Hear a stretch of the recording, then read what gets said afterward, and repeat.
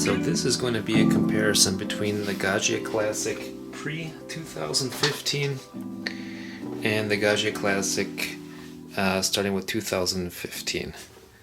I want to be your host, and we're going to talk about these two awesome machines. Why do I think that they're awesome?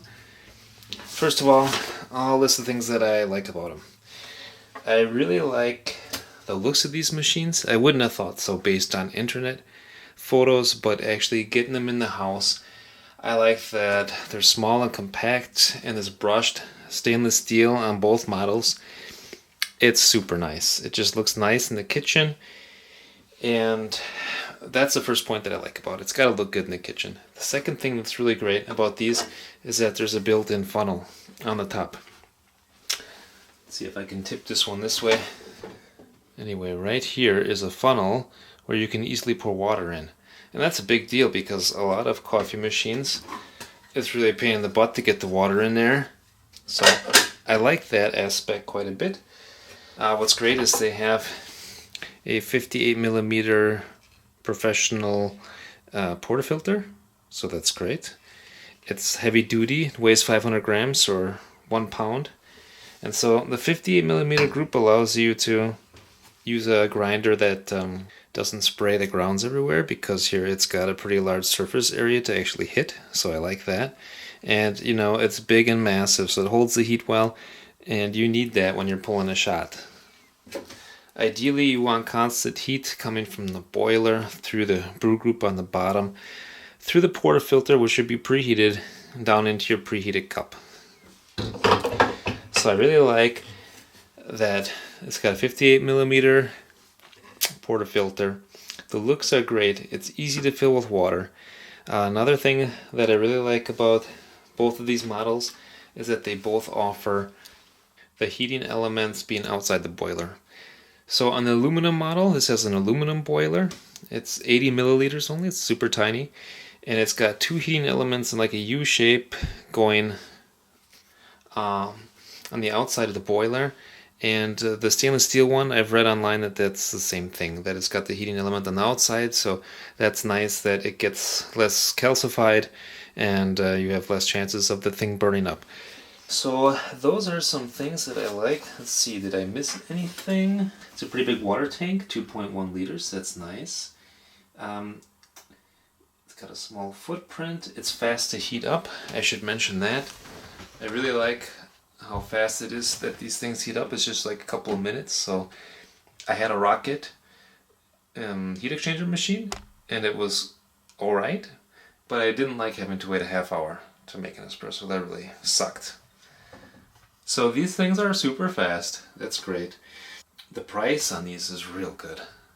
I mean, I got this old one used for 170 euros or 200 bucks, and I got the new one on an Amazon Italy deal for just 125 euros or about 140 bucks.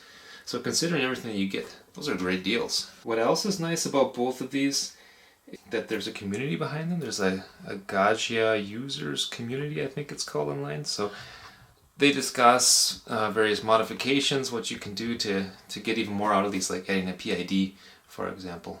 One last thing I really enjoy about these is that they're super easy to take apart. So this is all you need to take the machine apart. I've got them unplugged from the mains, so no worries. Oops. Let's unscrew the first one. It's just 2 screws on the top.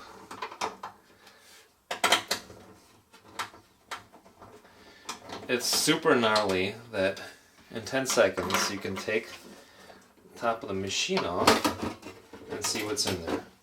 So there's a ground wire attached to the top. Here you can see the funnel right here. It's really great, super ergonomic. I love that. I'm just going to take the ground wire off for now.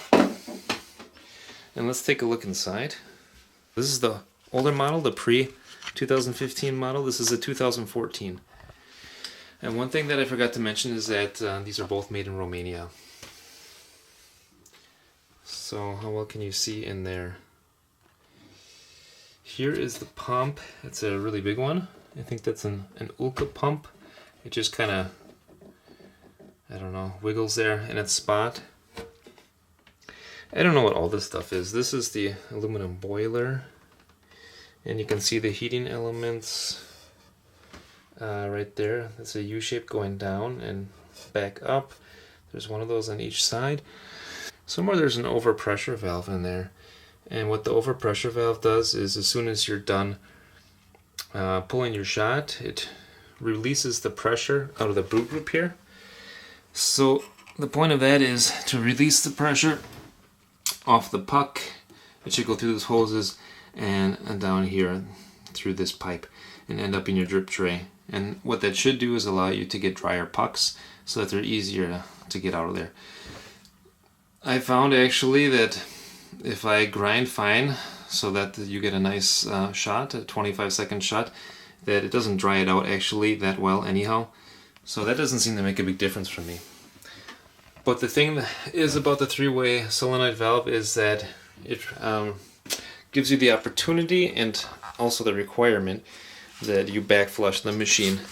So as you see, it's just really nice to be able to quickly take it apart, take a look if something shouldn't be working for whatever reason, and then you can put it back together in a jiffy. And that's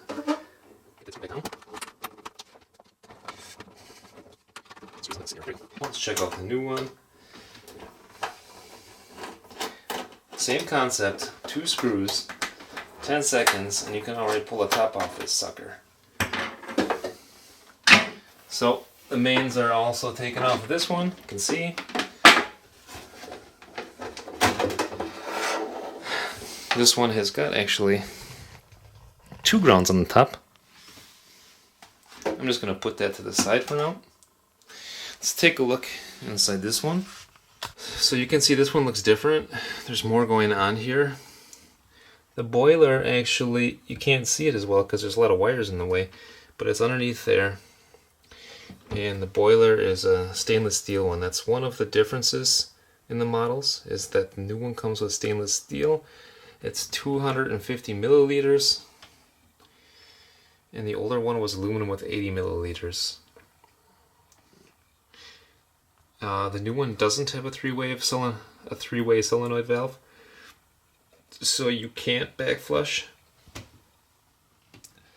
And what else is new? This also has an Ulka pump, so you can see there. And what all these wires are for, I'm not that sure. Let's see. So what else is different is this steam knob is slightly different. It's just an open and close knob, so you can't actually control it in an analog fashion. It's just on or off, and it looks different. Here's plastic. I don't know what that's for. Here's plastic right there. On the older model, going from the steam valve all the way to the boiler was all brass. So the older one did seem to use nicer components, but for 125 euros, I mean, what can you really say? And so far, I have gotten about the same results espresso-wise from these two. What I wish that they really had on these, what would be super cool, is if they had a light down there, because you can't really see how much water you have in there. It's really tough to see that. Whoops.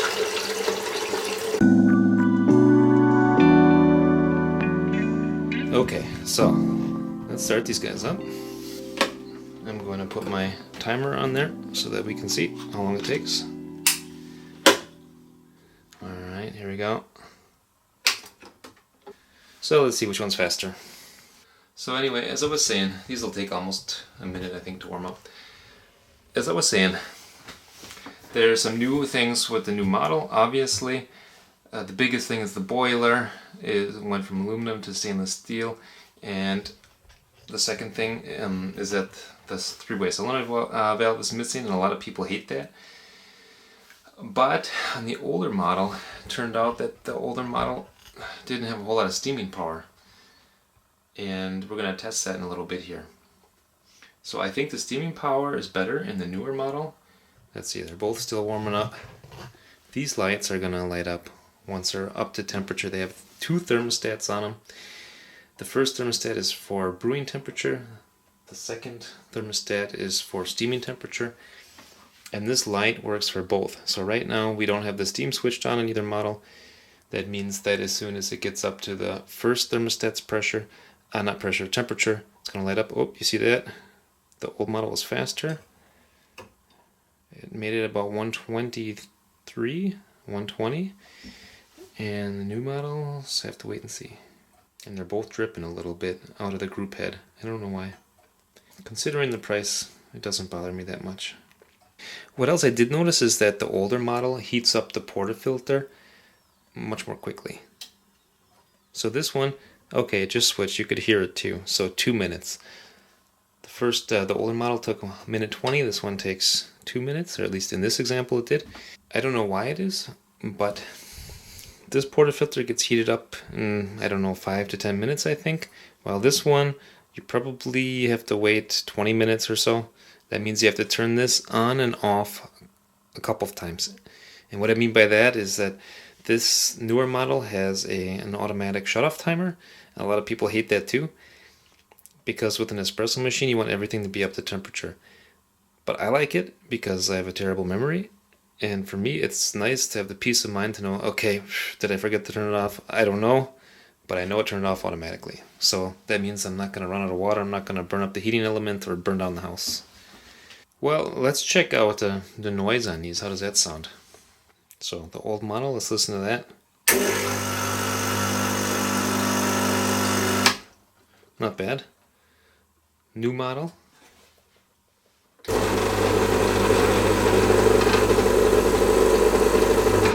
I think the new model is a little louder, a little more throaty. What you'll notice here is that these are flip switches in the older model, and on the newer model these are push buttons. So some people prefer one or the other. Alright, let's do the next test and see how long to move up to steaming. So let's stop the timer. I'm going to do one at a time, because what I want to do next is I want to take this cup here, steam for a minute, and see how much water I collect. Let's give this a shot. We're going to do one at a time.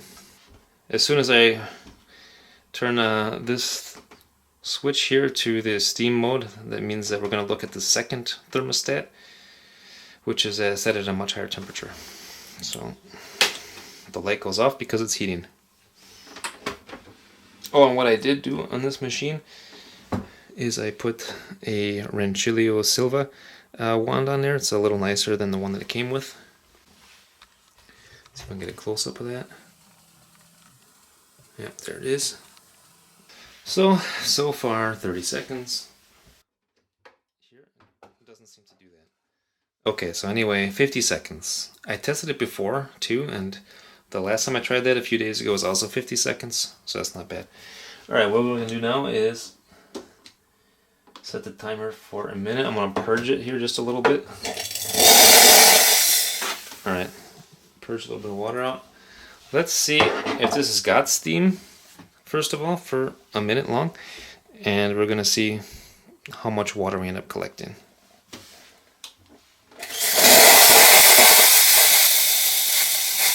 Kind of out of steam already. About half a minute in. I noticed that when I was trying to steam for a cappuccino, that I got a swirl in the beginning, and you need that swirl to get nice microfoam.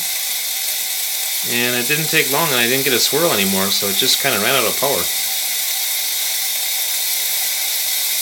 You can see the water jumping out of the cup, so I'm not actually collecting everything.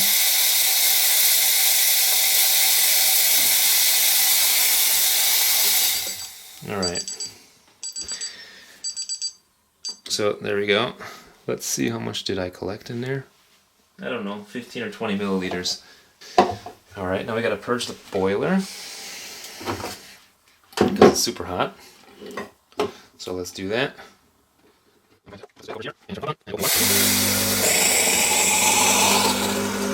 So I got the boiler back down to coffee temperature. To cool the boiler down exactly 100 milliliters. By the way, with the new Gaggia, I didn't replace the steam one. The one that comes with is fine. All you have to do is take off the plastic stuff that comes on. There's what they call a panarello, and it's not very helpful. I'm gonna turn this to steam mode and see how long it takes. Remember, this one on the left took 50 seconds. Let's see how long this guy takes.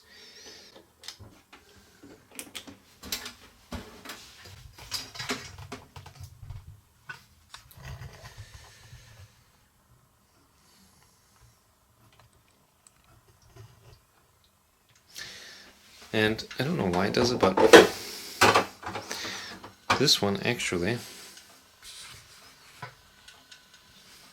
when it's going to steam mode, it kind of mictrates out of the group head. And I don't really care for that, but like I said, for 125 euros, what are you going to do? I've taken that shower screen off and found out that behind it there's a little like spring valve, a rubberized spring valve, and it seems that the steam pressure is so great that it actually opens up the valve. Well, it ends up stopping. Once it gets up to temperature, you see, okay, it took me a minute, I think like 58 seconds. Now we're up to steam temperature.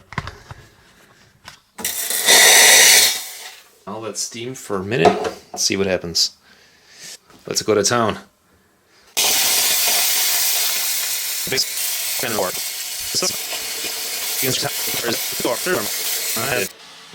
You'll see I got probably 25 milliliters in there.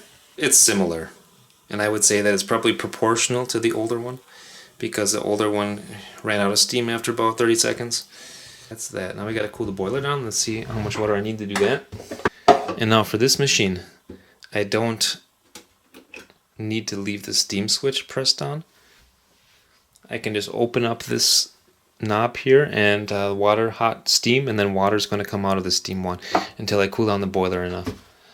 On the other hand, with the older model, you have to keep the steam switch switched on while you're purging the hot steam and water out, because that keeps the three-way valve, I don't remember if it's open or closed, but whatever the case, if you keep the steam switch on and open up, the valve here will only come out through the steam wand and not the group head. And if you switch this off while you're purging, it's going to come out of both, and it's also kind of a mess, and it's not really what you expect. So it takes me 15 seconds, 50 milliliters of water. What you'll notice is that I got this sweet bottomless portafilter. I got this for 35 euros, including shipping, from a dude in the UK. And so these are super nice to see how well your grind is and how your tamp is. So that's nice. And that's one of the advantages of the Gaggia, is that you can get these 58 millimeter parts. They're really common, and you can experiment. Now, in conclusion, I'll just mention a couple things I don't care for, and one of them is this drip tray. It's really flimsy. I mean, like, super flimsy, really light. And haptically, it's not very nice. And it just kind of, it doesn't sit in there very well. It just kind of, it's a little bit loose. But, big deal. For the price you pay, it's totally fine. I can deal with that. What I'm a little disappointed in is I haven't gotten really good reproducibility out of these. So I've had a couple of pretty darn good shots, and I've had a whole bunch that were just okay. They seem too thin. I'm not sure. It probably has a good amount to do with user error, but I know you can get good shots from these, and if you want better reproducibility, you can even get a PID kit for these, and that will make the starting temperature at least always the same, and should help the temperature be more stable. So that's it. That's the Gaggia, the older model and the newer model. They're both made in Romania, at least my 2014 model. This one was made in Romania, just as well as the new ones are. What I also realized, by the way, is that this is pretty hot. On the old model, the cup holder area, it's already so hot that I could probably just hold my hand there for maybe 10 or 15 seconds. The newer one, it's cooler. It's warm, but it's not hot. But the portafilter's hot. So I think that that has to do with the fact that the boiler's really low in here. It's like probably ends here, and on here the boiler goes up higher. The older Gaggia with the aluminum boiler, the tiny boiler with less steaming power, with the flip switches, and with internals that look a bit cleaner and I think a slightly higher quality. There's less plastic in there. And the newer model with a stainless steel tank, which I do like because I think that stainless steel is probably better for you than aluminum. It has automatic turn off, which for me personally is nice. It has better steaming power. Longevity, I can't say anything about that because I've only had this machine for a couple of weeks, but so far I'm having a good time. So that's it. It's a long video anyway. Thanks for watching.